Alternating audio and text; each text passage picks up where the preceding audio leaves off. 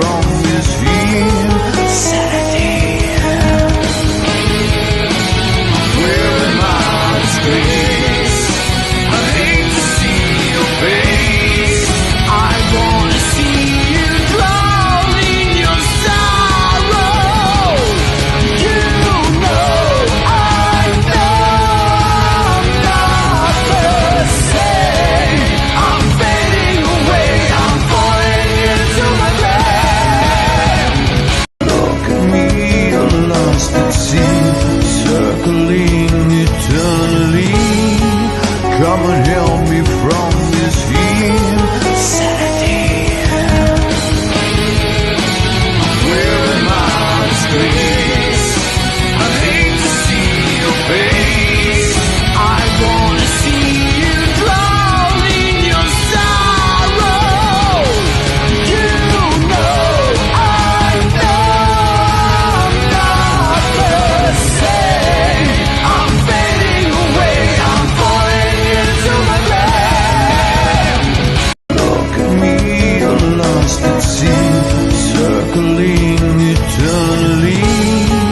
Come and help me from this insanity. Where am I disgrace? I hate to see your face. I wanna see you drown in your sorrow.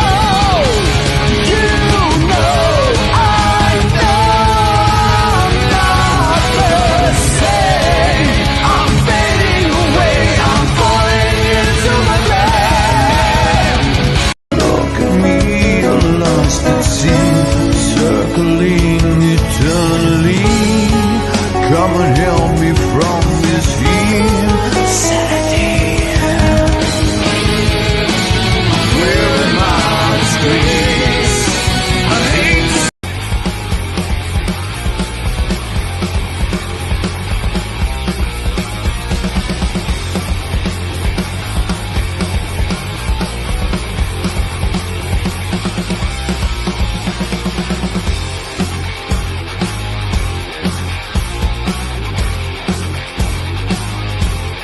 Tonight we're out of order, we stick to the plan.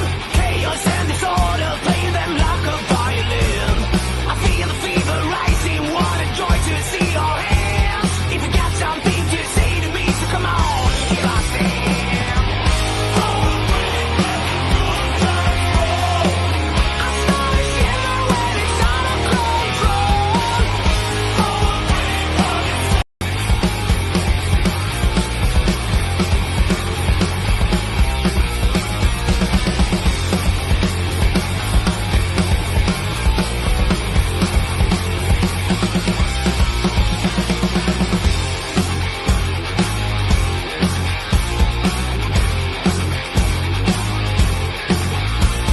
Tonight we're out of order, we stick to the plan. Chaos and disorder, play them like a violin. I feel the fever rising, what a joy to see your hands. If you got something to say to me, so come on, here I stand. I start to shimmer when it's out of control.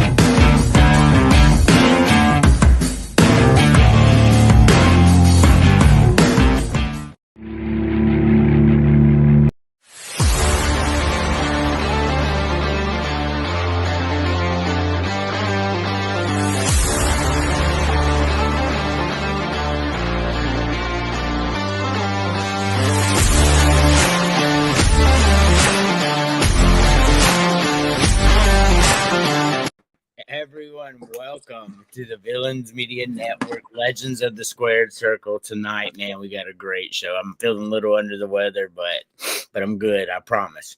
The agenda tonight is we're going to do the top 5 never to win a major world title, i.e. WWE or WCW only. And then we're going to do our top 5 gimmicks of all time. It's going to be a great show. I've got a video. Think we'll be okay with this one. I was able to go through it, look for anything that was going to get us popped, because last week's show just got deleted. I went a little too far with the intros and yeah, so we won't be going that far no more. But how we doing tonight, Brandon? Man, it's good, man. We got some good top 5 lists, and it feels like the show is kind of starting to come into its own, man. It's gonna be a lot of fun.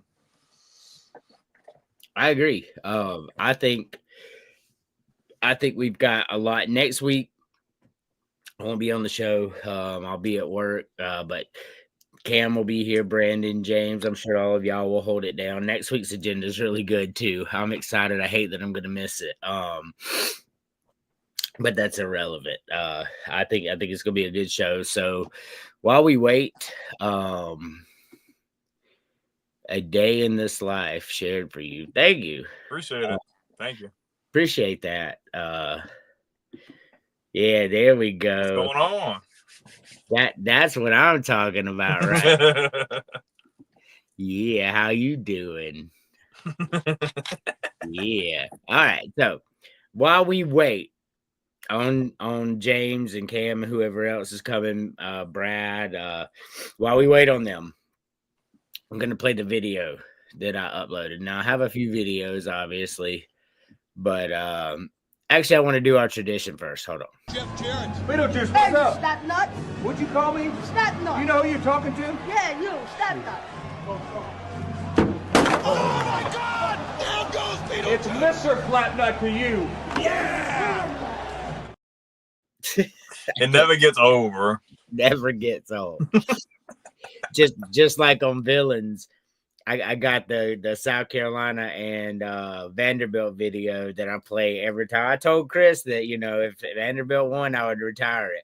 But nope. And the play was great because it literally happened in the game. I've been playing that since preseason, and it happened exactly like that. I love it.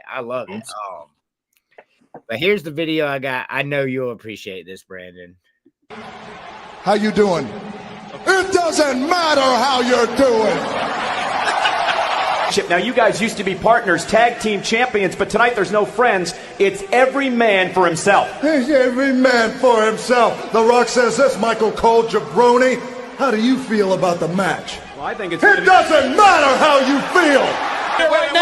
Wait. 1, 2. There's 2 now. It doesn't matter if the Rock counts to 3. Oh, man. What is your name? I told you. It doesn't matter what your name is. The Rock just wants to know, what is your name?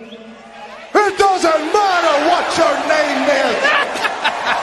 How is it that you came up with the name Coach?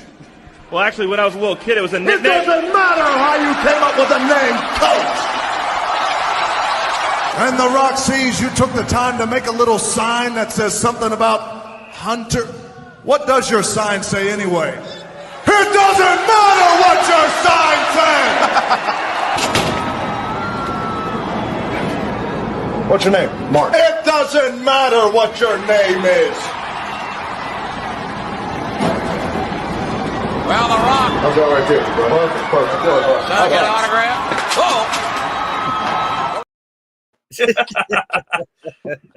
Gold. I love that version of The Rock, man. Old Rock like that is priceless. His stuff with Mark Lloyd was really funny too. He's Mark Lloyd. Oh yeah, he was funny. Thank you. I appreciate that. Like that's my biggest fan right there, y'all. I promise you that. You did that. That makes me think of that time that was him and Jericho and they were roasting Stephanie and Booker T at the same time. Oh yeah. You riding that little yellow bus. Yes. Come on, what's 2 + 2? Thomas Jefferson, sucker. Yeah. Yeah, that was funny. It was absolutely great. And that back and forth when Jericho came out and he introduced Dude, they were going back and forth. That was great, man. He interrupted the Rock. The countdown ended, and Jericho held his own, man. Jericho was roasting his ass. That shit was funny. I love me some Chris Jericho. Them two together are like gold. What? Once we get to our top 5 favorite, that has to be on the show that I'm on. I know that you already know who number 1 is for me, but you don't know 2 through 5. So that might have to be the one the week after next. We might have to do that. Yeah, that'd be great. Because everybody at this point who watches the show knows who my favorite of all time is. Like it's not a secret. Like he's the greatest of all time, the greatest entertainer. Like Jimmy he's Snuka. funny. Huh? Jimmy Snuka. Jimmy Snuka. Funny as hell. But no. All right. So hold on. We got somebody back here. You know, I gotta make intros for us for this show too, because I haven't done that yet. I need to do that part because it's really cool to have intros. But let's go ahead and bring on our next co-host. James, how we doing? Hey, nothing but a G thing, baby. What's going on? Not too much. So I got to make us intros for this show because it's really good. It's getting traction. We're already hitting numbers, and I want to do it right. So I will work on that tonight. Also, I'm real sick, James, and I passed out for a couple hours today, and I did not do your graphics. So all good. Good. But I got your list up. And here's the bad part. I thought I did them. Like I was sitting there, I'm sick out of my mind. The boy's sick, and I'm doing all these graphics, and I wake up, and then I had to go get my stepdaughter from school. You know, hey, dude, bro, hey, don't worry about it. Yeah, exactly. Forget about it. Tommy DeVito, how we doing? It's just funny because I'm setting up the show and I'm going to upload it, right? And I'm going to upload the graphics. And I'm like, where the fuck are James's graphics? Do them. Hey, look, ain't nothing to stress about, all right? Hi, Emily. I do it right. Of course you do. Hey, look. Ain't nothing to stress about, all right? It's all good. Did you get to see the Rock video? Rock video? I just yeah, I don't know if you got to see it, but it was like a bunch of his like funniest I don't even say promos, just some of his funniest lines and stuff. Yeah, it's hilarious. I'll play it again for the show's over, man. It is hilarious. Look, I love the old Rock. The old Rock was, man, he made wrestling fun. Anytime he came out, you know somebody was getting roasted. Especially for sure. Remember, This Is Your Life? Man, Mankind did This Is Your Life, Rock. I literally cried. Like, I was laughing so hard I was crying. And the Rock put his hand on your thigh, and you cut the Rock off. You put the Rock off at second base. And now all of a sudden the fact that the Rock is famous, you want to serve the Rock a great big piece of that poo-tang pie? He sure did. That shit was funny, man. That shit was like comedic gold, bro. He was next level. Losing it when the Rock was talking is just sure genius. Hey, Mankind was funny too. Like he doesn't get the credit he deserves for being funny. That dude was fucking hilarious. Oh, couldn't agree more. Like any of his personas, really. It didn't matter if it was him or Cactus Jack or Dude Love or whatever. Yeah. They were all funny. I loved him, man. Mankind deserved his titles that he got. Nobody did more than him. Mrs. Foley's baby boy. That's right. Man, he was. I mean, look, the Rock openly coming out and saying, "Look, I loved working with Mick Foley because mostly due to the fact that it was like Mick Foley was that goofy kid that everybody knew, but he was still good with the cool kids, and The Rock was part of the cool kids, and it was like, you know what? I like you, dude." Well, you couldn't dislike Mick Foley unless you were just a jerk because like, he was funny. He was like he'd do anything for the business. Didn't matter what it was, and including getting thrown off of Hell in a Cell, getting speared through a table on fire. It don't matter, bro. That's, right. You need to do a list of the top 5 hardcore wrestlers because he's on that list. Oh, easily. if we are going to do a top 5 hardcore, and him and Terry Funk are both in their top 5, we're not going to reveal where we're going to put them, but You need to put the innovator of violence on there too. Oh hey, yeah, give me Sabu on that list as well. I'm just saying, like Mankind deserves to be on that list, and so does Terry Funk. And I know a lot of people don't know him because he didn't. Terry Funk is that dude, bro. But he was my god, crazy. He was hardcore before hardcore was a thing. Yeah, he was. And you know who else though? Sandman. As bad as that persona was sometimes, man, this motherfucker. Nah, I mess with Sandman, bro. Sandman was him. Oh, for sure. He was good. Like Sandman would fuck you up. Sandman, Tommy Dreamer, that whole crew. Yeah, the OG cast of ECW.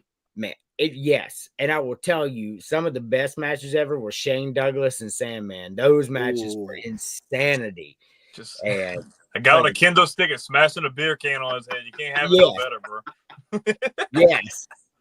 And Shane Douglas, he got his shot in WCW and WWF, and he just couldn't make, like, his persona wasn't large for those platforms, but for ECW, he was perfect. Mike Awesome was nice too, bro. Oh, fat shit. Yeah. Oh shit. Not really in WCW. Didn't really use him right, but in ECW, he was really good. Yeah, ECW was good, but WCW made him fat chick Thriller. Yeah.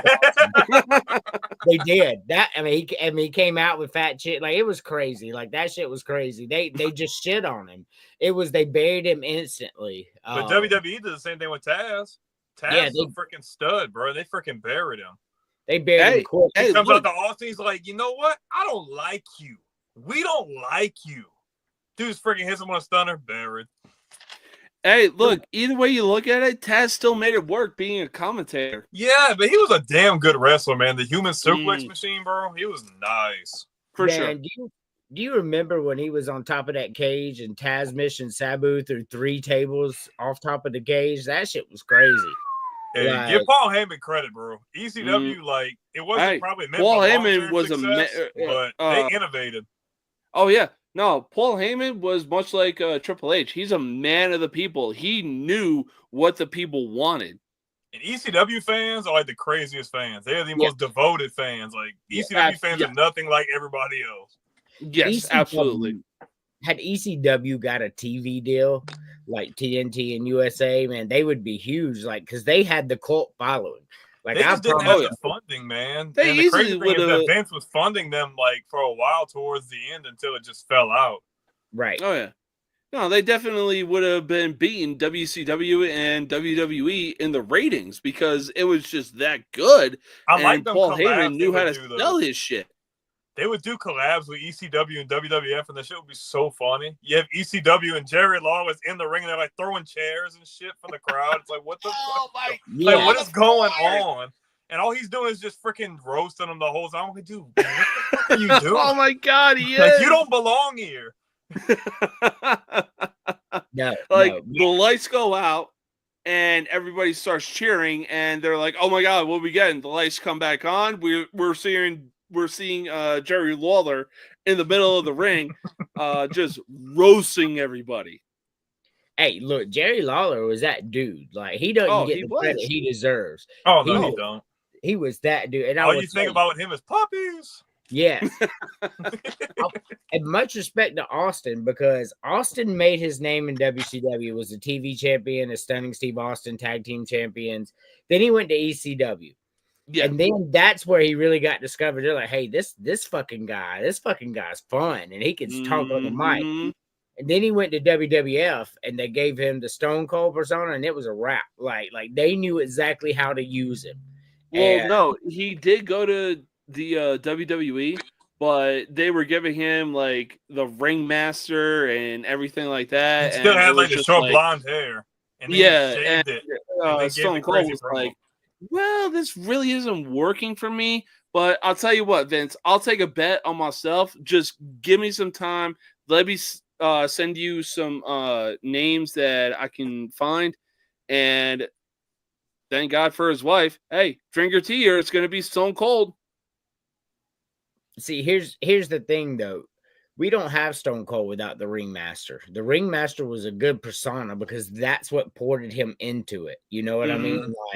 Like the Yep. Ringmaster was a good idea, and he just had a better one. You're right, and that King of the Ring speech, bro. look, he It was watching the documentary on the arguably the greatest of all time hitman, Richard Richard Kuklinski, aka the Iceman. You know, they almost WWF almost fucked up because when they screwed over Bret Hart, even though Bret Hart was wrong in that, like you can't go to another promotion, you drop it, you do business, and you move on. That's what he should have done. But Stone Cold almost left because you know Stone Cold and Bret Hart are real life type, like real life type. And and but all that happened. But let's go ahead and get into the list. Let's do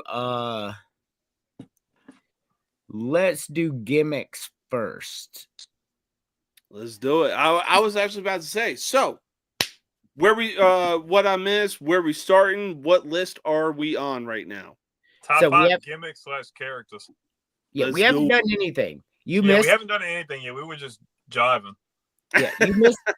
You did miss this. Jeff Jarrett. Beetlejuice, Hey, what's up? snot nut. What'd you call me? Snot nut. You know who you're talking to? Yeah, you, snot nut. Oh my God! Down goes Beetlejuice. It's Mr. Flatnut to you. I can't help That'll it. never not Double be funny. freaking J. Hey, look, when we do top 5 people not to get the credit they deserve, Jeff Jarrett's going to be on my list. Oh, easily. He did as much for the industry as anybody ever did. Like, that's a fact.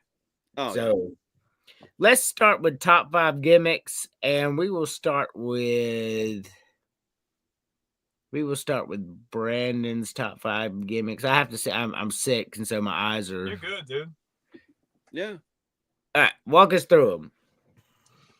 So I kind of took the more traditionalist approach. I tried not to just go straight like gimmick. I went to do more character. So like people that seem like not more just like a realistic person, but they seem like more of an out of world person. People who stood out and like really affected the environment around them.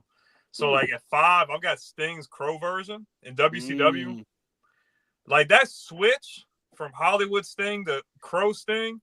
It was intimidating. I mean, like, hey, look, even in the rafters, guy dropping down, the lights coming out, like he was that guy, man. And everybody knew, like, even the dude that you got in the picture, like he suggested it to Sting. Like, hey, what if you do the Crow, paint your face white, you got some black makeup going on. I thought it was really, and I like the fact that he was able to, like, because like sometimes with characters, they transition the character into different promotions and stuff, and it doesn't transition over. But Sting was able to keep that persona, carry it a couple years later into TNA, and carried that for like a decade or so into WWE, into AEW, and it's just never gotten stale. Now, I mean, in ring wise, maybe not the greatest wrestler, but a really good storyteller, good on the mic, in my opinion, without having to really say all that much. Like not anything crazy. I feel like his TNA run, he did a lot more talking than like in WCW. He was just dropped from the rafters and gonna hit you with a bat, in my opinion. But I've got Sting at 5.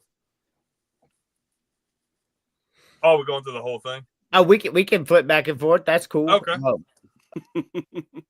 Oh boy.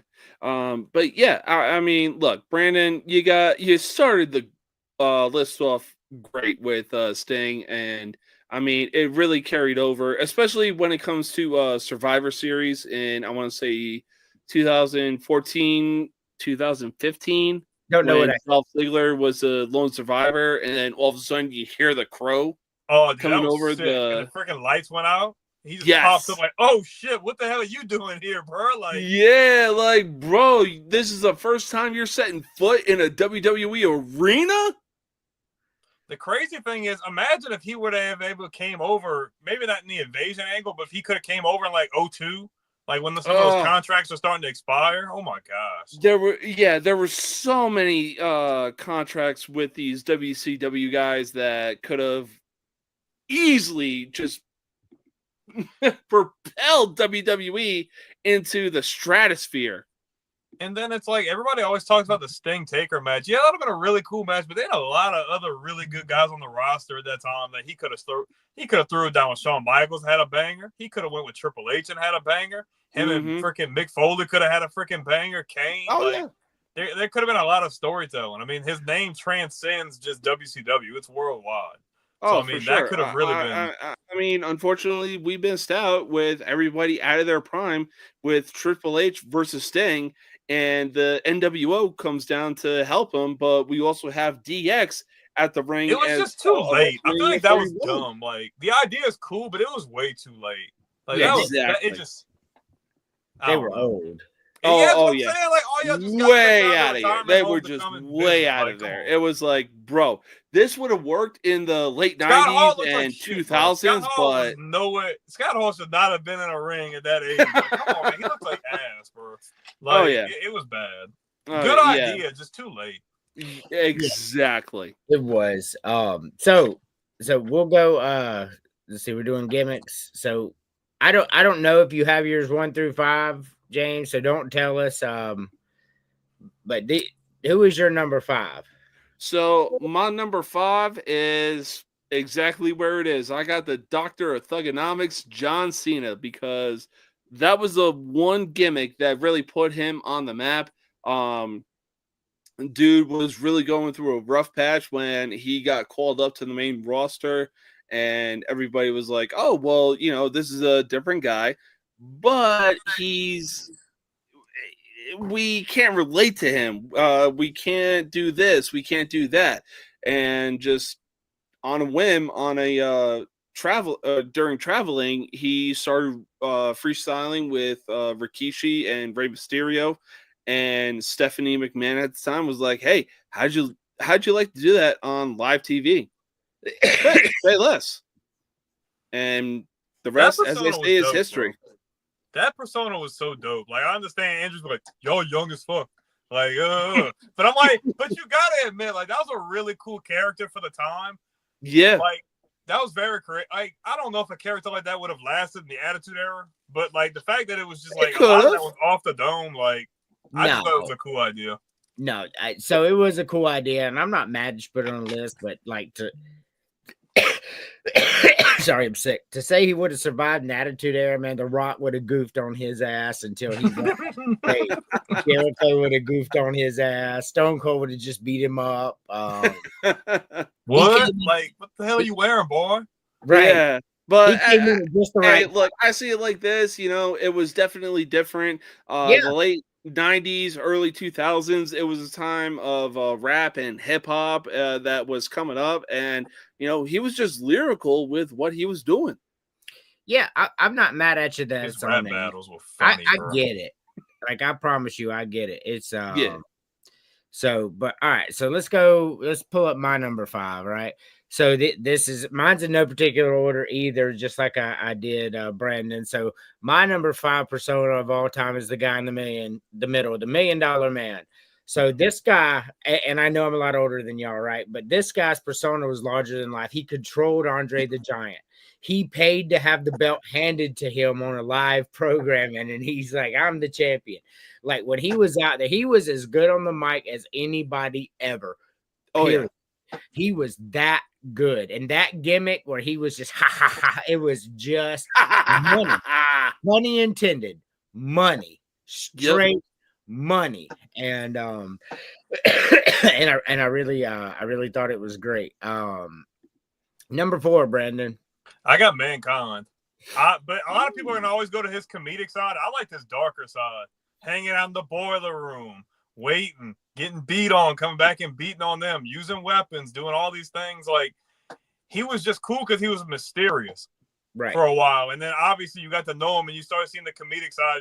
What happened when he was in the hospital with Vince and he freaking gave him Mr. Sacco. I thought that was really funny.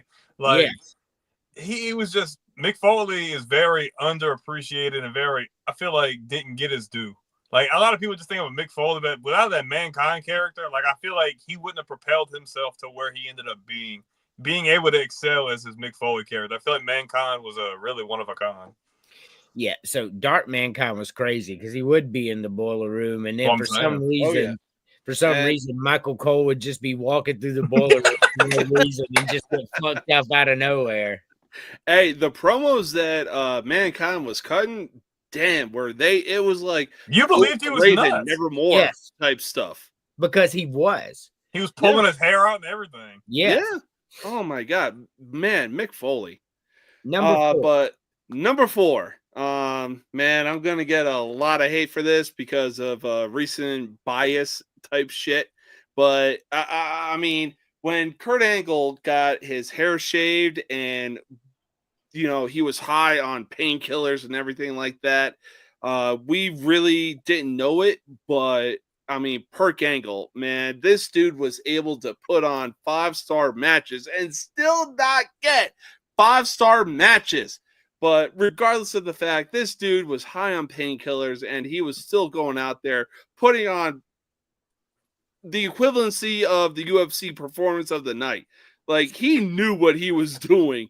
And hell, funny. I got to go back to WrestleMania 22 and still watch his entrance because it is just so underrated. Dude knew he knew what he was doing. So you said like I just I know it's recency bias. So you're a little older than you think you are because this has been almost 15, 20 years ago now. This ain't recent. His freaking promos. Fucking hell. Y'all remember when he wanted Queen Charmel and he kept trying to get at her behind Booker's back? Yes. Yes, I do. That Bro, was he was great. like going in the dressing room, in the showers. I'm like, bro, what are you doing, bro? You wilding. Or hell, even when he came out for Monday Night Raw and talked to Triple H, hey, what Michael Jackson got away with ain't shit compared to what I was doing with Charmel. Like, bro! Or you remember when how they was that shaved his allowed on head? TV? They shaved his head and he came out that wig with the freaking headgear on top. Bro, every time I go back to watch that video with Undertaker barging in, and he realizes that it's a fucking toupee, his silence is so deafening. It's just Kurt Angle was unintentionally trying to make Undertaker break character.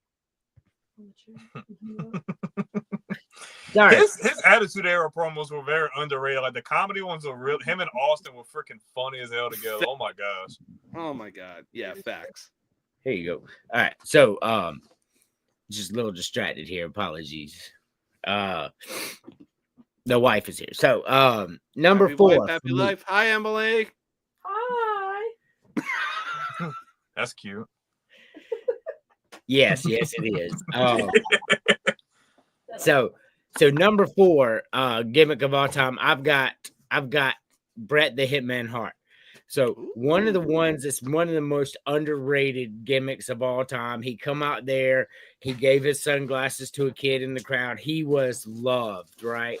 Absolutely loved this guy. And it was a gimmick. Make no mistake. This was a full-on gimmick. And I know that Bret Hart was kind of fizzling out when y'all were coming up into wrestling and all that. But like during his heyday in the 80s, man, he was as big a star as anyone ever was. I promise you he was. I didn't like him. I'm a Shawn Michaels guy, but he was larger than life. When he come out, he took them sunglasses off. He put it on the kid that was closest to the ring. Man, that made those kids' lives back in that day. That's how big he was. So Sorry. No, don't be sorry. Number 3. Man, number 3, we're gonna go with Chico Razor. I love Razor Ramon, bro. Like Scott Hall as a whole, was really good, but I feel like his Razor Ramon thing was just gold, bro. Like the accent, the chains, bro. He made the IC title so cool. Like his vignettes was so funny. He's freaking sitting there going off and the chick in the background, like, what are you still doing here? Like, get out of here. Like yeah. What the fuck we doing? He's like, I'm wasting my time with you. Like, I'm like, what you doing, bro? But I don't know, like, his versatility, like, I feel like Scott Hall in WCW was more him.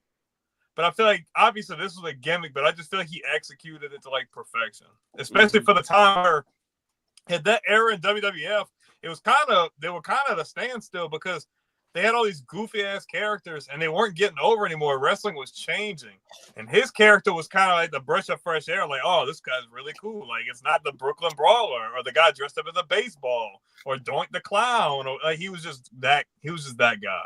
He was. Yeah. I agree. Yeah, and it was a literal definition of say hello to the bad guy. You're number 3.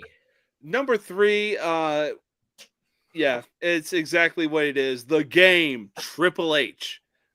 He went from Hunter Hearst Helmsley, like, you know, taking that bow, coming out to that, 1800s type of piano playing music to Motorhead, time to play the game. You know, like, oh shit, his entrance music is getting me hyped the fuck up. Yeah, I mean, every single entrance, even when he played like the old French stuff, was really good. I really, I mean, like, and then he come out. I don't know, I got some. Yeah, him at WCW was cringe though. Yeah. or hell, even when he did 1-2, his own. But that's when he came into his own though. Like, you knew it was about to be turned up, bro. Oh yeah, like it just he had a way of coming up with entrances, and at the same time, like the lights, regardless of what his entrance music was, they just worked. Yeah, He definitely. was intimidating, man. Like, you knew like he was about to mess something up. Like, Yeah. nah, bro. Oh yeah, it was like a Friday night football or high school Friday night football kind of thing. Like, oh shit, why am I getting hyped for one guy coming out to this kind of music? I just think of his return from that first big injury when he came out with the jacket and everything. That's what I feel like the epitome of Triple H was. Like, his return in 2002. Yeah. Like, oh my gosh, bro. He's gonna fuck shit up. Like, it's over with, bro. Like, it's done. He's coming. Great pop. You knew he was gonna hurt somebody. Oh yeah. That's primetime sledgehammer Triple H right there. Yes. Facts. So number 3 for me is The Undertaker. So that gimmick rolled through 4 to 5 decades, right? So in the 80s when he first come out, like, he was that guy. He was scary. He beat Hulk Hogan. Like, he buried Macho Man. And then you fast forward into the 90s, and then, you know, he buried Kane during when the Kane angle came out and revealed it was his brother. And then they had a fire match on the ropes. The ropes were on fire, and then you had to set your match on fire. Inferno match, yeah. And he was just scary. And that gimmick right there. And then the testament to where he changes it as he goes. He became American Badass, and then that thing was really good. And then he became corporate Undertaker, and then he got even more scary than he was before. Like, hung Stephanie McMahon on a fucked up looking cross, and like that shit was crazy. Like, Undertaker, third best gimmick of all time. Oh yeah. Where's that? Cool. So number 2, man, I've got Kane. But I'm going to show, like, my progression. So, obviously, the original Kane caught everybody off guard. This big, jack guy in the red suits, the Undertaker's brother. Everybody thought it was crazy. Couldn't relate to him, but he was just a monster. Then you transition more into the Attitude Era. Okay, he's got, like, the singlet on. He's still a badass, but you get comedic lines here. And it's like, okay, this guy's pretty cool. Then you fast forward to my favorite line, is Unmasked Kane, where it was just pure chaos. From the moment he ripped his mask off, and RVD was like, whoa, like, what is going on? To him just messing people up, bro. When you heard Slow Chemical come on and that fire came up, like, it's over with, bro. He's jacking anybody. Or hell, even when he did a Tombstone pile driver to Linda McMahon. Well, it can't be any worse than him and Kane having a baby and Snitsky kicking it halfway into the arena. But his persona, man, like, I don't know, like, it just instilled, like, when I think of gimmicks, I think of something that makes you believe it's real. Yeah. And he made you think that he was legit a freaking psychopath, going out just messing everybody up. I got Kane at 2, man. Yeah, I agree. Kane was right on the cusp of my list as well. $1 Million Man, just for me as a kid. So that's, I guess it's a little old school biasy there. But when I was a kid, wrestling was really big for me. And $1 Million Man was this larger than life character. And Kane was right there too. But I mean, I was older when Kane came out, right? Y'all were kids. I was old. I was 20, 18 or something. Well, shit don't scare me no more. Yeah, that's right. Number 2. Yeah, number 2, I got the American Badass Undertaker. Look, I know the Undertaker is well known for the Oregon walking out slowly and intimidating people, scaring people. Yeah, absolutely. But even Undertaker himself said, hey, when I became the American Badass, I'm coming out to Kid Rock, Limp Bizkit. I really felt that I got to be myself and open up more and just be Mark Calloway instead of being known for the Undertaker. And man, you talk about taking it and running with it, man. It was just so cool to see Undertaker coming out to Kid Rock or Limp Bizkit coming out with a motorcycle and still being an intimidating kind of character. Yes, I agree. I had him, like I said, at the old school Undertaker. Once again, a little more from my childhood. So the number 2 greatest gimmick of all time was Shawn Michaels. And I know I just threw y'all for a loop that I put him at number 2. I'll explain when we get to number 1. So he came out as this arrogant jerk who thought he was better looking than you, thought he was better than you. And you believe that shit. Like Brandon, like you were saying a minute ago about believing it. Like you believe Shawn Michaels really that way because he was. That was Shawn Michaels in reality, fighting Marines in bars and got jumped by like 6 of them because he wouldn't stop running his mouth. And that was real, by the way. And but his persona was larger than life. My favorite. This is my favorite gimmick of all time, Shawn Michaels, right? Like just perfect, just a perfect gimmick to me. And I think he came out, and when he kicked Marty Jannetty in the barbershop, a star was born. Yes, a star was born. Super kicked him, threw him through the thing, broke up the partnership. Next thing you know, instantly wins the Intercontinental title, and then a star is born. Yep. Still to this day, my favorite. That's why DX, because we did top 5 factions. We didn't do our favorite factions, and DX is going to be really high on my list. I'm not going to ruin it for you, but probably number 1 because it involves Shawn Michaels, just to be real. Because DX coming out, man, every character in DX was perfect. NWO absolutely. was almost perfect, but they had too many people, and it was just fucking everybody was NWO. Well, yeah, they had the whole roster. What you expect? All we do is come out and beat everybody's ass. And basically like, hey, we're going to shove it down your throat. Like, no. Right. Just make it work with the 3 OG guys. Well, you can't time travel back and tell, Vince Russo and all them other guys different. So, no, unfortunately, Shawn Michaels and Triple H was perfect together, and then Road Dogg and Billy Gunn, man, the perfect tag team. Their intro is probably the most famous intro of all time. Like, you didn't know? Correct.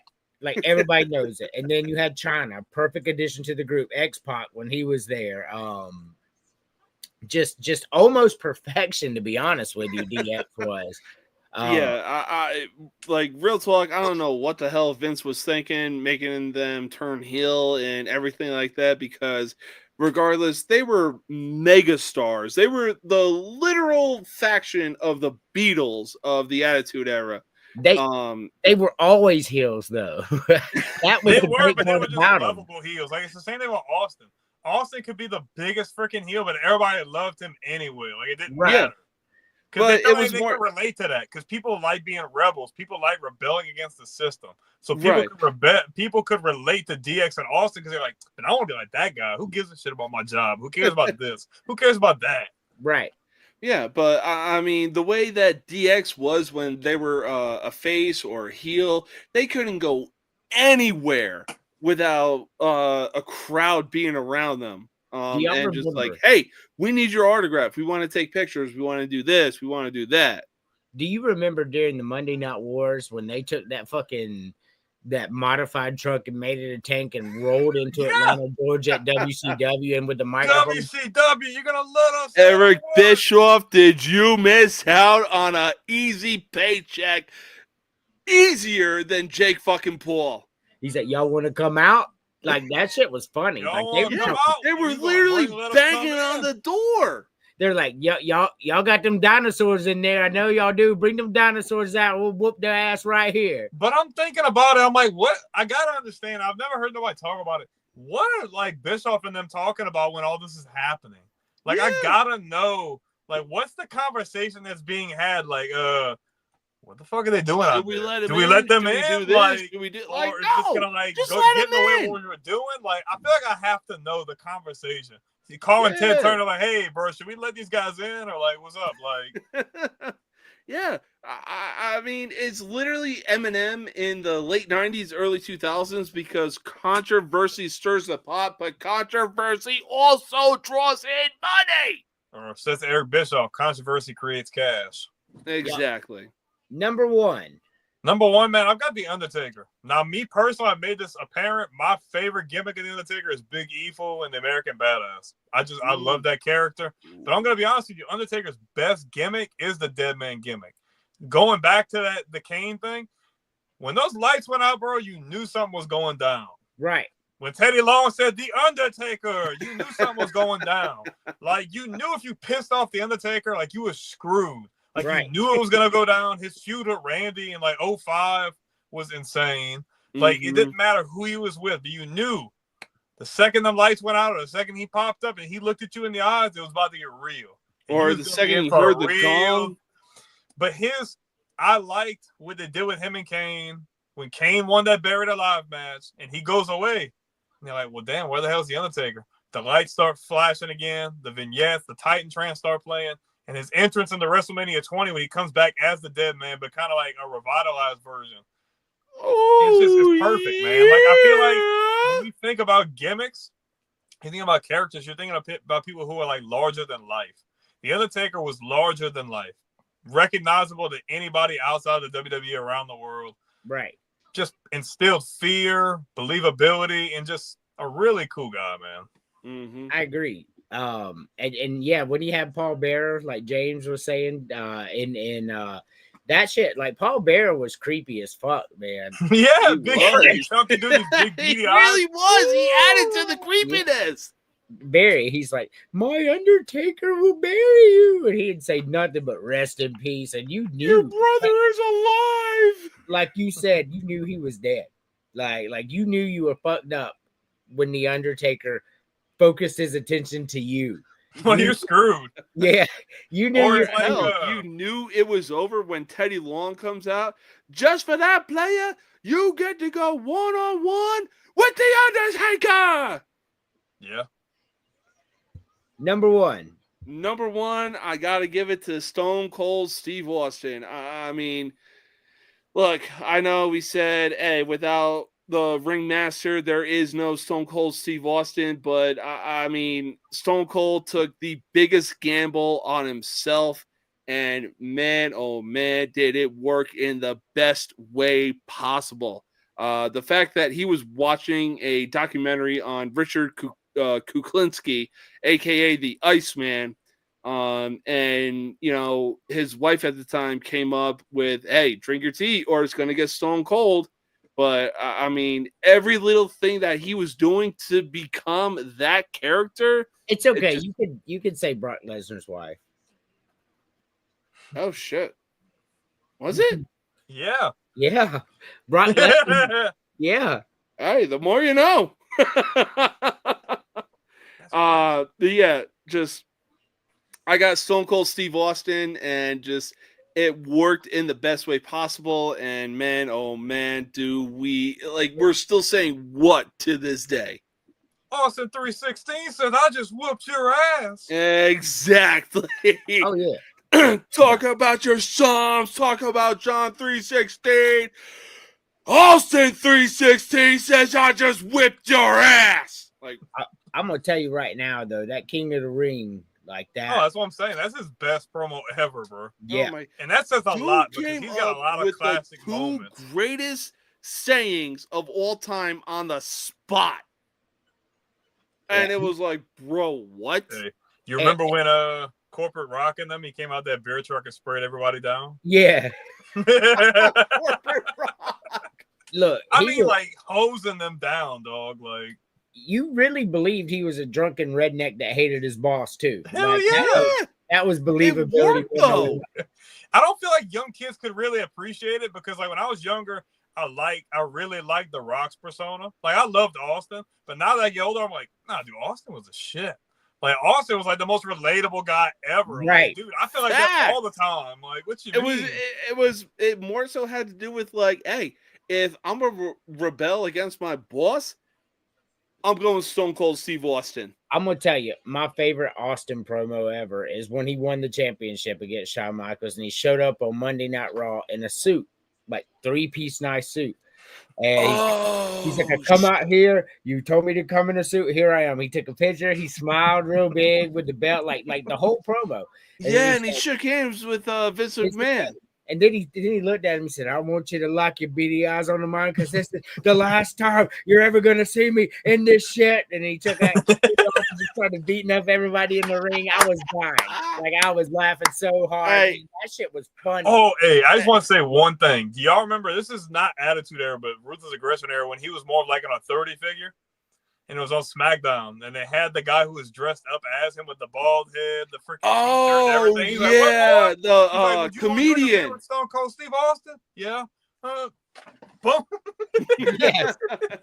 No, but I will say this. Stone Cold Steve Austin is the only dude that really stepped to a prime Mike Tyson and just trash talked the shit out of him, saying, What I'm saying is, I want a piece of Mike Tyson's ass. I can understand you're not understanding what I'm saying, so I always carry a little bit of sign language. And then flipped him off. Like, bro, what?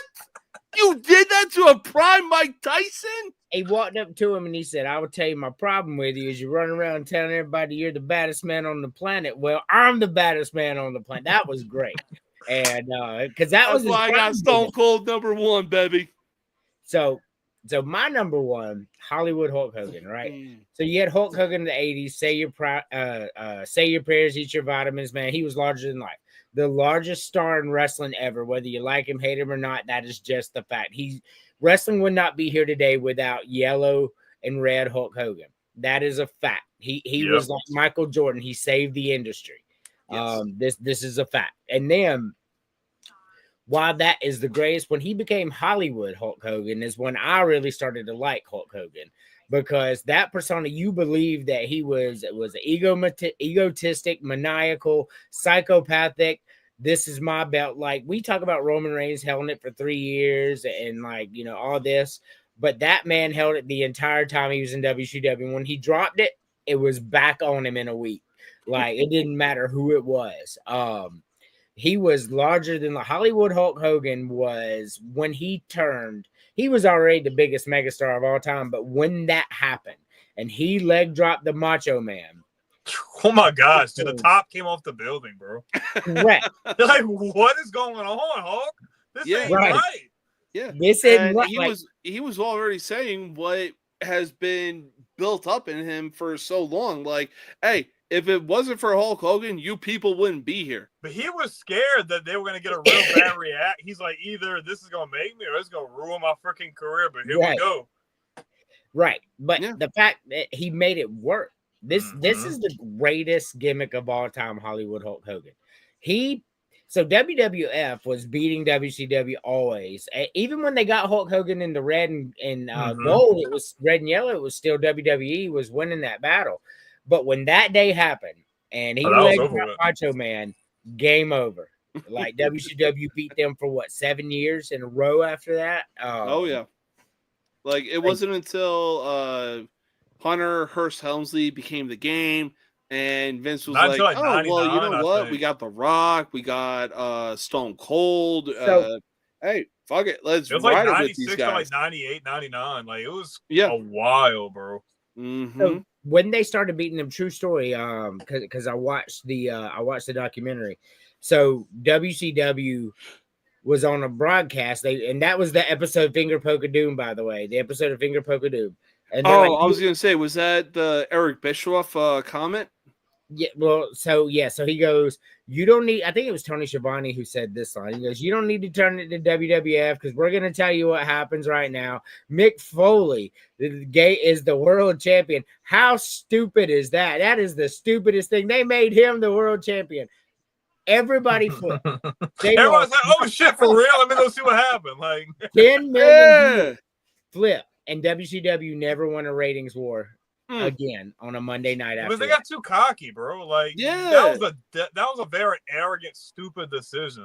Right. I don't know who made that call. I don't know if that was Eric or not, but like whoever did, that was a really boneheaded freaking decision. Oh, yeah. Everybody loved Mick Foley, but let's take our only commercial break of the day, and then we'll come back with the top 5 never to win a title. I can't wait for this. I have seen y'all's, but y'all have not seen y'all's, and I can't wait. I don't know who y'all's. I know who your top 5 is, James, because you put them in order. But I don't know who 5 through 1. But I know who your top 5 is, Brandon. But y'all don't know each. I can't wait for y'all to see it. Anyway, you are watching Legends of the Squared Circle, only on the Villains Media Network.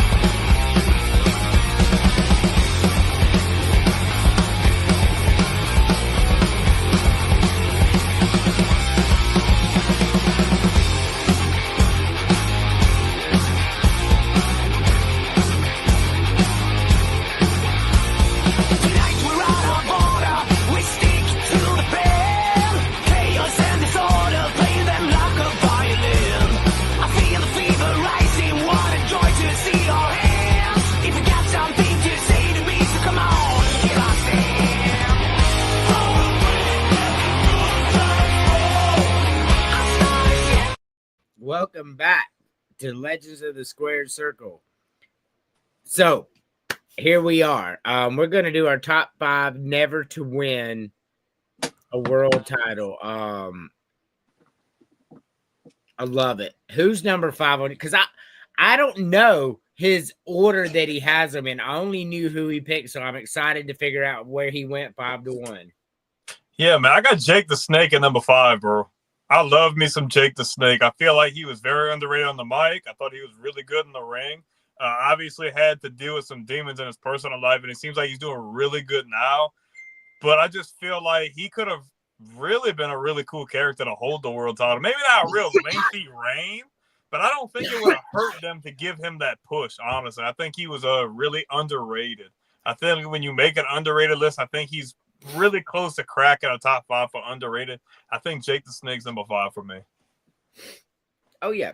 So Jake the Snake was around when I was a kid, right? And he was a big star, especially when Andre the Giant was in the ring beating up like 12 people, and then he rolls in there and throws the snake at him. Eliminated himself in the Royal Rumble. But it was Jake the Snake was somebody who I felt like deserved to hold it at least once as well. I 100% agree with you on that. I'm pretty sure you like to see those older names on there. Yeah, I do. See, I'm not all recency, bro. I love old school wrestling more than anything. I do too. I do too. That's from my childhood. So number 5. Yeah, number 5. Yeah, I'm pretty sure I'm gonna get a lot of hate for this just because of the recency, but I got Wade Barrett. I mean, the dude really had it all for the modern day age of WWE. He had the charisma, he had the mic skills. Unfortunately, he just ended up becoming a mid-carder, battling it out for the Intercontinental Championship. But he really deserved a world title run. He's talking about coming out of retirement to have a feud with Drew. Yeah, I saw that. Oh, yeah, I saw that. Like, he even got up. It was like, oh, he did really good now. We gonna see Bad News Barrett again? Here's the thing about Wade Barrett. I am not mad that he's on this list because what he did with Nexus and with John Cena, and at the time, you know, Miz was getting the title, Sheamus was getting the title. It wouldn't have been a far stretch to give him, you know, his due, because what he did with the Nexus, man, that was fun. Like, I felt like he was a fun guy because they were all together and then he took charge. And I'm not mad. I mean, on your list at all, man. A different thing at the time, and it was exactly what the WWE needed. Unfortunately, they just weren't pushed in the right way. I like NXT like that, though. I kind of wish they would go back to something like that, like how they'd have classes come in and a bunch of these new guys and have mentors like that. I thought that was a really cool idea. And then when they had, like you said, the Nexus, I thought that was a really cool deal, too. I feel like they could still do something like that. Oh, yeah. So my number 5 never to win a title was British Bulldog, man. I mean, like this guy just, he had charisma. He could talk on the mic. He had a great gimmick. Like, people love the British Bulldog. He was massive. And that was the way back in the day, being big muscle guy. And he looked as good as anybody else out there. As far as what he did with his physique, he was as good as anybody in the ring. The fact that he never got the title, I felt like that was a slap in the face, but you know, that's who I got at my number 5. He would have had it if The Rock would have counted to 3. That's right. It doesn't matter if The Rock counts to 3. That's funny because I'm gonna play something in a minute that may have that in there. So number 4.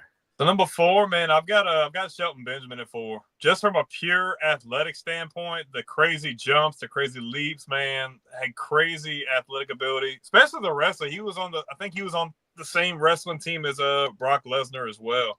Man, he just left a little bit to be desired on the mic, but wasn't the worst. And I just feel like having a breath of fresh air with a younger guy like that, you could have threw the strap on him for a little bit. Mm-hmm. Even if it would have been for a short while. Obviously, he was on Raw and the world title was on Raw. And Triple H obviously would have took it right back thereafter. But I think, like, just from an athletic standpoint, what he was able to contribute in the ring, not to mention all the crazy stuff he was doing in the Money in the Bank, his matches with Shawn Michaels. Like, the guy could freaking go with anybody. I mean, I don't think it would have hurt for them to give him a short reign and just give it back to Hunter or whatever after. Yeah. I mean, bro, look, we got the greatest Sweet Chin music from Shawn Michaels of all time when Shelton Benjamin did what he did. So we played that last week. So that was a badass. I will tell you that back in that day, like we were just talking about, they also had ECW was considered a major world championship because you had one per each brand. Christian was pretty much the guy, Jack Swagger and all them. I mean, Jack Swagger gets the title. Why can't Wade Barrett? Why can't Shelton Benjamin? Because, you know, I mean, Jack Swagger had the big gold belt like twice. He was trash, bro. Yeah. I'm not gonna say he was trash, but I think Wade Barrett may have deserved it more than him. Yeah, yes. I agree. Wade Barrett would have really brought more like believability and prestige to the title than Jack Swagger. I feel like Shelton Benjamin could have did the same thing, but right. Oh, for sure. Number 4. Number 4. I could be wrong here. I'm not 100% if he did win it or not. But I gotta go with Roddy Piper. Blasphemy! Blasphemy! What? Blasphemy! So That's what? too low. That's too low. So How is that too low? well, he's foreshadowing. Just hold on. So Roddy Piper never won a title. You are correct. A major title. And I felt like he should have. He's not on my top 5, and I see he's in both of your top 5. I lived the Roddy Piper era, and I just wasn't that impressed with him or Jesse Ventura or none of that. I just, when he would come on for me, I would just lose interest. Like, he just didn't do it for me. But the fact that he's on your top 5 list, I agree. He was a megastar. I just personally didn't like him. Right. Yeah, no, I mean, it was just like he had the entrance music, he had the mic skills, he was like he even stood toe to toe with Stone Cold Steve Austin at WrestleMania 21. Just he had a lot going for him and definitely deserved a world title shot, and deserved. He should have had the world title put on him. Unfortunately, that wasn't the case. But I mean, look, the memories that he gave us are just unmatched. I agree. So my number 4 never to win a title was $1 Million Man. The fact that the $1 Million Man never won a title was really blasphemy. He was a larger than life character. His entrance, man, fucking money, and then he's like, everybody's got a like. It was huge. Crazy that he never won a title. Way more deserving than Roddy Piper, in my opinion. And like I said, I'm not mad he's on your list. Didn't he like buy the world title or some shit? Yeah, like he that? bought it. Yeah, he Why like do like what the hell, bro? Then he had the $1 million title and everything. I was like, damn. Yes. But the $1 million title, I loved it. He deserved his roses. Let's put it that way. He should have had a world title run. Number 3. Yeah, I've got Piper at 3. I think that you would love to hate him, that he was over regardless of the situation. Piper's Pit was really awesome. He had a lot of really good matches. He had some good ones with Bret Hart too, like really underrated matches that kind of helped put Bret over. Being able to put him into that world title scene, I think Roddy Piper's a legend that people don't really talk about anymore, to be honest with you. I think what he was able to contribute as a heel and just for the business in general, I don't think it would have hurt them in that era to put the strap on him for a little while. Yeah, Hulk Hogan did not like him, which is why he never got the strap. Yeah, but he didn't like Jesse Ventura either, and you see what happened with that. Snitch. Number 3. Number 3, I got R-Truth. I mean, look, when R-Truth came into the business and he was fighting John Cena for a WWE championship, look, he really should have gotten it. It was criminal to the fact, like, look, I get it. John Cena was carrying the WWE for quite a while, but at the same time, it's like, look, this dude, R-Truth, is going to stir some controversy. And look, controversy makes money. That's all you got to do, Vince. But apparently you want to get an easy fucking paycheck. However, it still worked out for R-Truth. He ended up becoming a near 50-time 24/7 champion. I loved him as around the Truth Killings in TNA. Yeah, won the NWA World Title. Woo!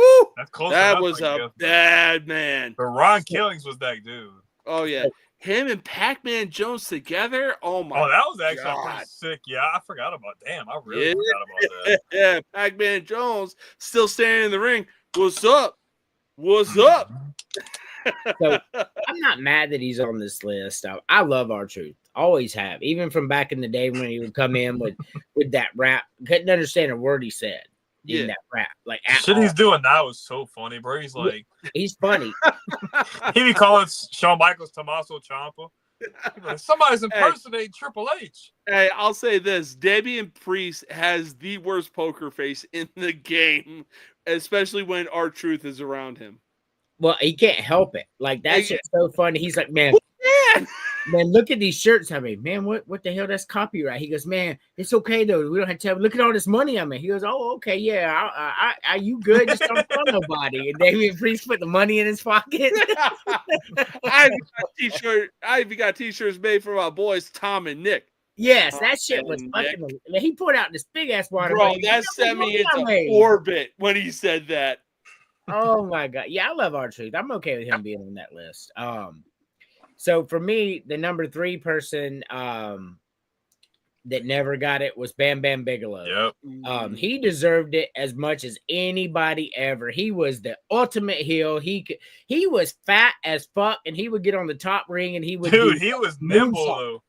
Moonsaults. He would do headbutts. Like he could run and jump on the ropes and then do a backflip. Like he was as good as heel as anybody ever. And that is a fact. And he played in Major Pain.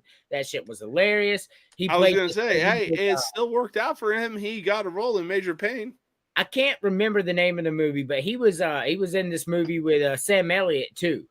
And that shit was good, like real good.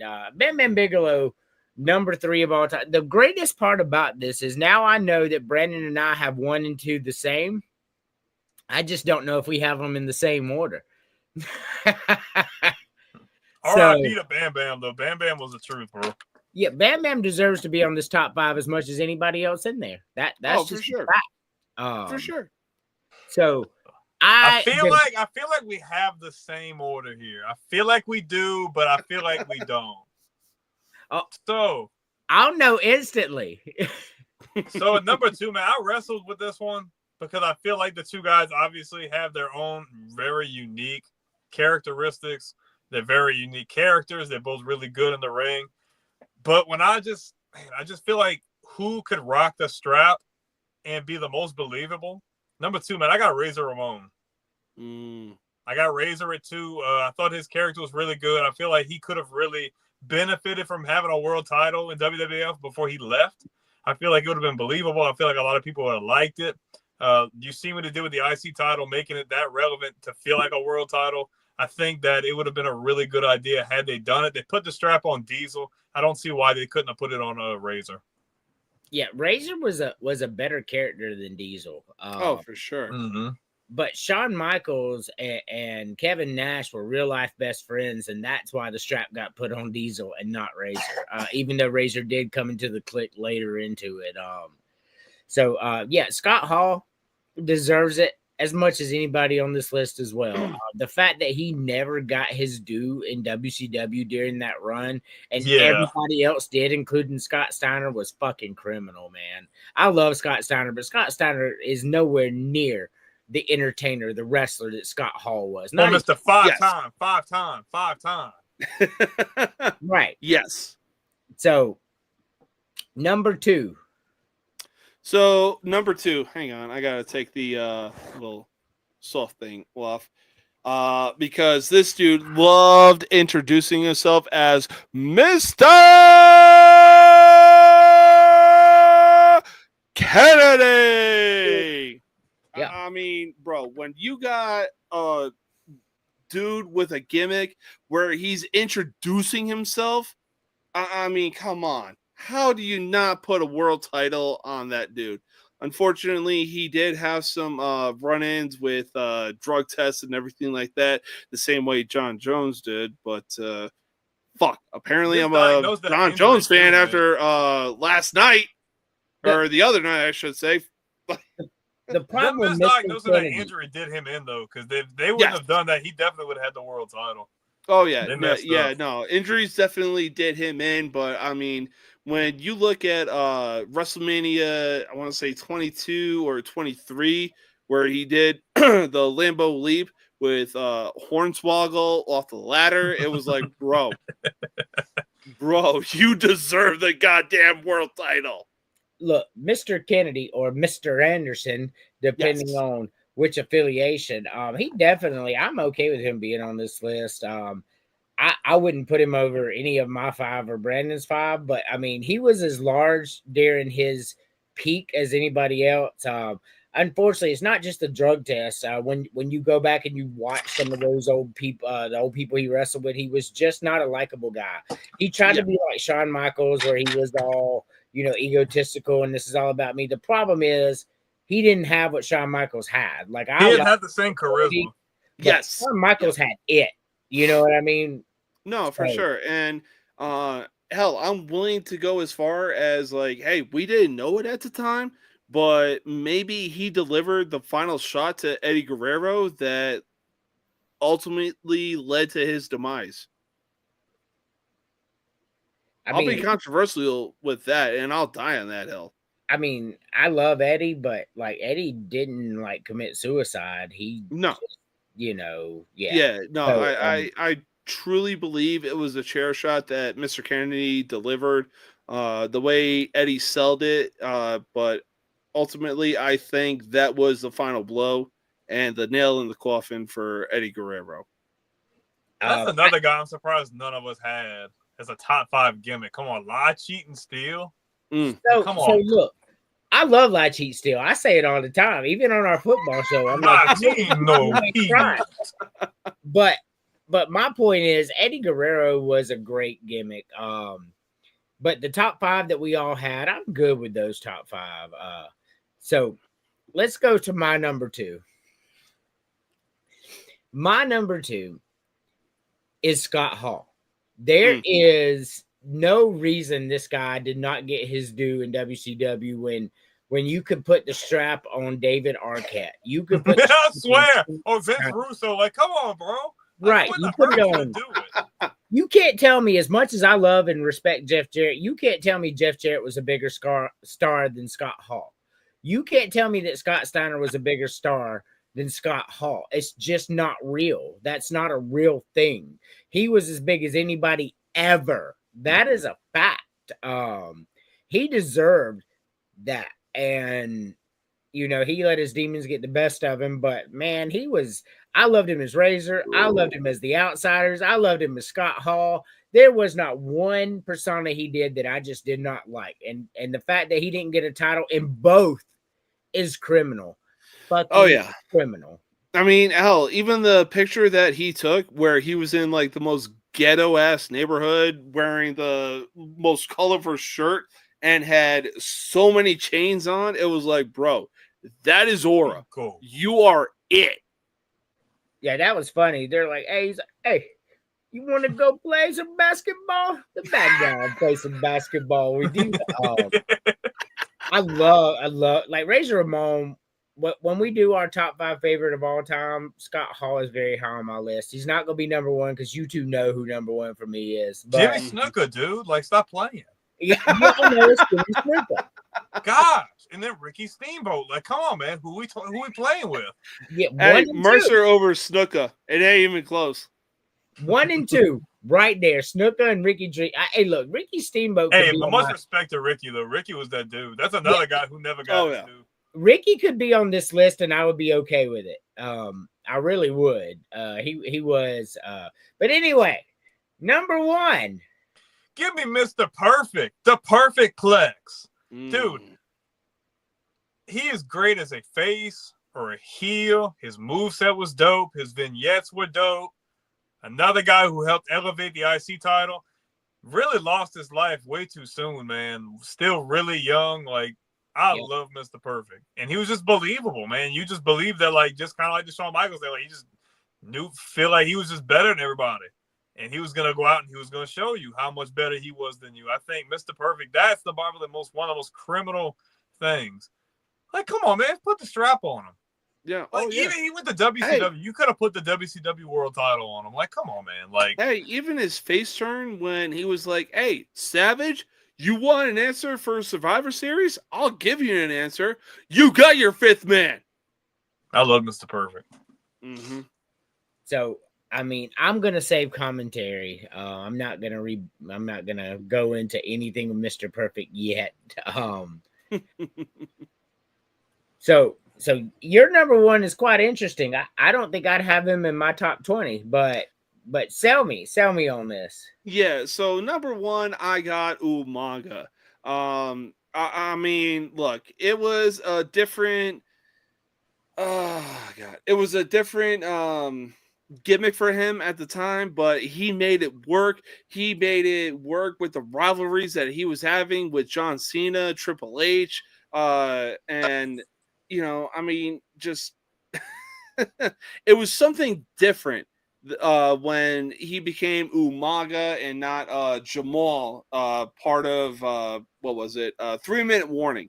But I mean, look, he really should have won the WWE Championship in his rivalry against John Cena at the Royal Rumble in the Last Man Standing match. But I mean, look, the dude, he had it. He was big, but man, his mobility, agility, speed, power, like he had everything and he could sell it.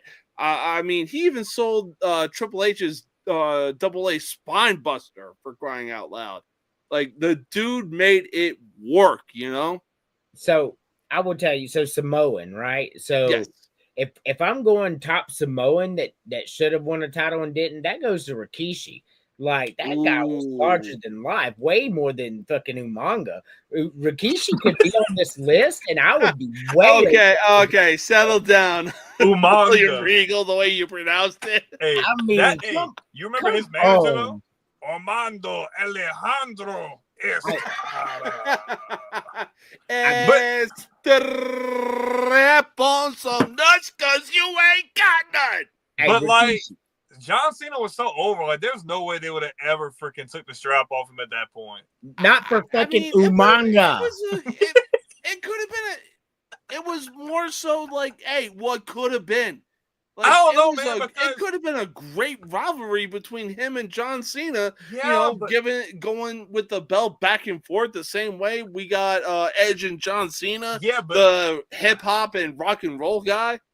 But the thing is, him coming off that big rivalry with Edge and winning it the way he did, like that, I don't feel like they would have had any plan on taking it off of him for a while. And he didn't lose it until he got injured, I think. Yes. Something like that, yeah.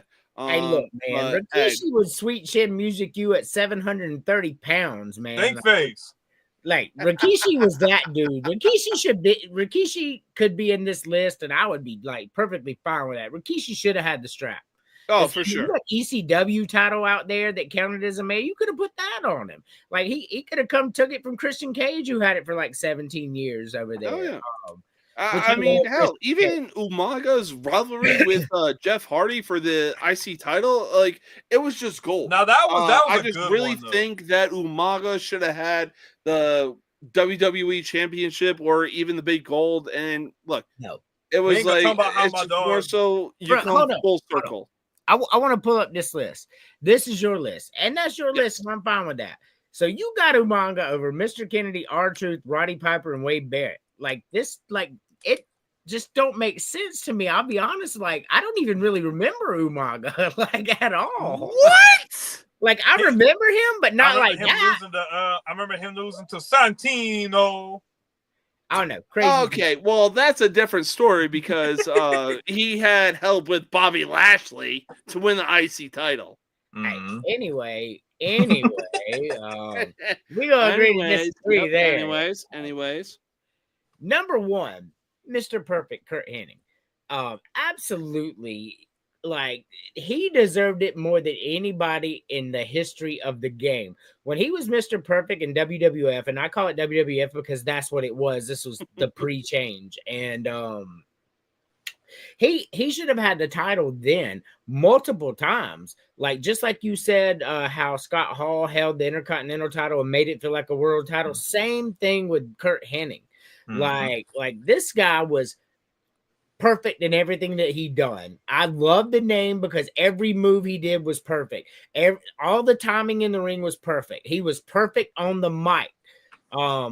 His promos were great. That one where he threw an 80-yard pass to himself on the football field. The backwards basketball throw. Everything. Yeah, basketball, and he's hitting home runs with King Griffey Jr. Man, that shit was great. Like they did all that work and then didn't put the strap on him. And then he comes to WCW, and you can't tell me once again, like you had Scott Steiner that had the belt, right? Like Okay. Yeah, David Arquette, you put the strap on. Okay. I mean, you had Jeff Jarrett, love Jeff Jarrett, but okay. Mr. Perfect was a bigger star than anybody on all of our lists combined. Yeah. Even Lex Luger got the big gold. Hey, look, Lex Luger deserved it though. Like, I'm cool with it. Lex Luger was a larger than life figure about. You don't understand. He beat Hulk Hogan. He took the strap off of Hulk Hogan after like 3 years in WCW. Yeah, that's true. He went to WWF and he body slammed Yokozuna for America on a battleship. USA. Like, he was. Lex Luger was that dude. Sad what happened to him, but yeah, Kurt Hennig all day long, man. Mr. Perfect, like he deserved it more than as much as I love Scott Hall. If I could go back in time, and God's like, all right, I got you. You can put the strap on one of them. I'm giving it to Mr. Perfect over Scott Hall, and it would be hard because I wrestled back and forth with this. I'm not gonna lie to you. Oh my God, Scott Hall deserves it, but Mr. Perfect by far deserved it to me, not Umaga. Umaga. Man, oh man. Well, look, I'll just say this. I mean, we really talk about guys that deserve the WWE Championship or World Heavyweight Championship. Like, you really got to dig into the archives and like, regardless if they're big starters and everything like that made the IC title relevant, like, you really had to dig into the archives and be like, fuck, did this dude really win a world championship? Man, give it to Scotty Too Hotty, man. Man, look, and you know what? I'm gonna go with what he said because I remember Scotty Too Hotty way more than I remember Umaga. Dude, Scotty Too Hotty was. I do. Like, you're laughing, but that's how forgettable Umaga was. I remember the guy, but I never remember thinking, you know, this guy's fun to watch or this guy's a super at all. Like, none of that. Scotty Too Hotty's theme song is top tier, bro. Oh yeah, for sure. Yes. I mean, I just for me, and we grew up in different eras, and I get that, but Umaga's just very forgettable for me. Anyway, final thoughts, guys. Man, I'm ready for next week. I'm sorry that you will not be here to discuss. Right. We have got the top 5 finishers of all time and the top 5 wrestling video games of all time. Now, you could go anywhere from freaking WWF back on the freaking coin machines to freaking No Mercy to SmackDown versus Raw. It's going to be very interesting. Like, it's going to be really dope. I want you to play my list for the top 5 video games, but since I won't be there, I'll just go ahead and give you my spoiler with my top finisher. I don't have my 5. My top finisher of all time is Sweet Chin Music. I know this blows y'all's mind that I chose that. But that's by far the greatest finisher of all time, man. Like, that shit looked like it really fucking hurt. Like, when I was like, God damn, you know, powerbomb's a powerbomb, but getting your fucking jaw kicked off, that shit was crazy. Yeah, and it's just so unfortunate that it's basically a common used thing nowadays. Super kicks were always something. Like, you had other guys in that era that did super kicks. Not many of them had it as a finisher, but now a super kick is, like how you said, a very common like move, to be honest. And it's just not as effective. Like, you don't, when someone gets super kicked, you don't instantly think, oh, he's out. No, it's more like, oh, he's going to stay down for a few seconds and then kip up. Like, back when he kicked you, it's like, nah, dog, you out for the count. That's over. And it looked like it. Yeah. But you know what? That's it. It was a fun show. I appreciate it. Next week's gonna be great. I can't wait to see your top 5 finishers, and I'm gonna send y'all a list of my top 5 video games. Remind me if y'all just play it on the air for me. I'll be at work, of course. But yeah, my top 5 wrestling video games, man. I got my top 5, and surprise, surprise, like none of them are probably post 2000. They're all freaking old as shit. It's not even up to WrestleMania 2000. It's like freaking No Mercy and freaking like WrestleMania 92 or some shit like that. SmackDown, like, Bring the Pain. Shit, Here Comes the Pain. Shit. Hey, Here Comes the Pain was fun, but my 5 games are pre those. But I appreciate it, guys, and I will see. Let's see. Tomorrow is Tuesday. I don't know what we got going on. Wednesday, you have Hulkaholics. Thursday, you have Villains, College Sports Villains with the host with this guy here. Friday night, we got No Mercy Sports with James over there.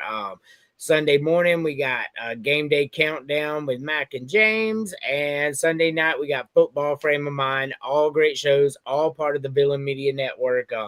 We got lots of people watching right now, man. That's really cool because we're like episode 4. Brand new thing we got going on here. Next week, man, y'all bring it. If y'all need anything, I'll make all the graphics. Y'all just got to get it to me in time. And I'll try not to fall asleep sick and not make them. But look, if you're feeling under the weather, it's understandable. All right. And I'm gonna make us all some intros. So I just want y'all to shoot me some ideas of you want, because like I just make these intros. I'm like, okay, this is great, but it doesn't really tailor made who y'all are. So y'all just send me like what you want, like kind of a idea, and then I'll put it together. Yeah, maybe like wrestlers you relate to, and you find something that's like more of like that aura. Yes, that would be great, especially for this show. That's perfect. That's how I'm gonna do mine. I mean, hell, that could be a topic as well. Wrestlers that you can easily relate to. That'd be a great topic. That's why this show is great. Like, we're never going to run out of topics. Top 5 wrestlers' greatest boots. I mean, like, you know, I mean, that it just goes on forever. And, but yes, thank you guys. And I will see you next week. Peace.